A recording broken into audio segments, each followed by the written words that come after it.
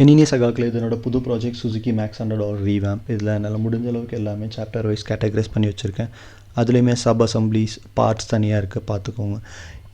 இன்றைக்கி நம்ம இருக்கிறது சாப்டர் 10 பார்ட்ஸ் பில்டப். அதில் பார்ட் 2 சைட் ஆயில் டேங்க் பார்க்க போகிறோம். இது பைக்கோட சைட் ஆயில் டேங்க் இல்லைனா பெட்ரோ ஆயில்னு சொல்லுவாங்க. இது அதோட கேப், ஃபில் பண்ணுற கேப்பு. இதில் லீக் ப்ரிவெண்ட் பண்ணுறதுக்கு ஒரு ரப்பர் ஓரிங் மாதிரி வரும். அதுக்கப்புறம் வென்டிலேஷன் போகிறதுக்காக அதில் ஒரு ஹோல் கொடுத்துருப்பாங்க, அந்த வென்ட் வால்வ். அதுக்கப்புறம் ஒரு ஸ்டெய்னர், ஏன்னா ஊற்றுறப்போ ஏதாவது டஸ்ட் ஏதாவது பட்டுச்சுன்னா அதை ஃபில்டர் பண்ணுறதுக்கு ஒரு ஸ்டெய்னர். இது போக ஒரு ஃப்ளோட் லெவல் சென்சார். இந்த ஃப்ளோட் லெவல் வந்து 32 mm ஸ்பேனரை வச்சு கலத்தணும். இதில் ஒரு ரப்பர் ஓரிங் வரும் லீக்கை ப்ரிவெண்ட் பண்ணுறதுக்கு. அது போக உள்ளே ஒரு ஃப்ளோட் இருக்கும். இது என்ன கான்செப்ட்னா, கீழே 2 டெர்மினல் கொடுத்துருப்பாங்க. கிராவிட்டியில் லெவல் கம்மியாக இந்த ஃப்ளோட் வந்து அதில் படும்போது அந்த கண்டக்ட் பண்ணும், சர்க்யூட் க்ளோஸ் ஆகும். அப்போ லைட் எரிய ஆரம்பிச்சிடும். இன்கேஸ் ஆயில் இருந்துச்சுன்னா அந்த ஃப்ளோட் வந்து மிதக்க ஆரம்பிச்சிடும், அப்போது அந்த லைட் எரியாது. இது வந்து மேனுவல் லெவல் இண்டிகேட்டர். இது வந்து ஒரு டிரான்ஸ்பரண்ட் கிளாஸ் கொடுத்துருப்பாங்க. இதுக்கு 26 mm ஸ்பேனர் தேவைப்படும். இதுலேயுமே சுற்றி ஒரு ரப்பர் ஓரிங் வரும், ஏன்னா ஆயில் லீக் ஆகக்கூடாதுன்னு சொல்லிட்டு கொடுத்துருப்பாங்க.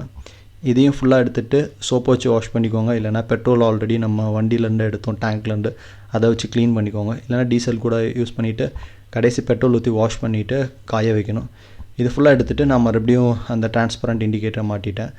அப்புறம் இது அதோட cap assembly same vent valve, அப்புறம் அந்த ரப்பர் புஷ்ஷு, இதையும் மாட்டி தனியாக வச்சுட்டேன். அப்புறம் ஃப்ளோட் சென்சார்.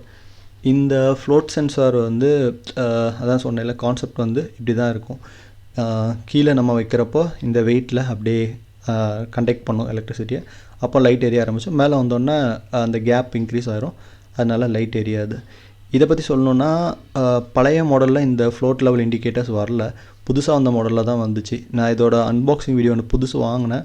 அது பார்த்தீங்கன்னா இந்த ஃப்ளோட் லெவல் சென்சார் இருக்காது அதில். அன்பாக்சிங் ரெண்டுமே கம்பேரிசன் போட்டிருப்பேன். ஆனால் ஃபைனலாக மறுபடியும் இதே பார்ட்டை நம்ம சென்சாரோடையே வாங்கியிருக்கோம், அதனால் இதை இருந்தால் நல்லா இருக்காதுன்னு சொல்லிட்டு அதை ரிட்டர்ன் பண்ணிட்டேன். அப்புறம் இதை வந்து ஃபைபர் ஒர்க்ஸ் கடையில் கொடுத்து அந்த சைடில் அந்த கிளாம்ப்பு, சைட் கவர் கூட வச்ச மாட்டோம்ல, அந்த கிளாம்ப்பு அதெல்லாமே ரிப்பேர் பண்ணி மறுபடியும் புதுசு போல் எல்லாம் ரெடி பண்ணேன். ஆனால் ரெண்டையுமே கம்பேர் பண்ணும்போது ஈக்குவலண்ட்டான புதுசு எவ்வளோ சொன்னாங்களோ அதே ரேட்டு தான் ரெடி பண்ணுறதுக்கும் ஆச்சு. அதனால் புதுசு போகிறதே நல்லது.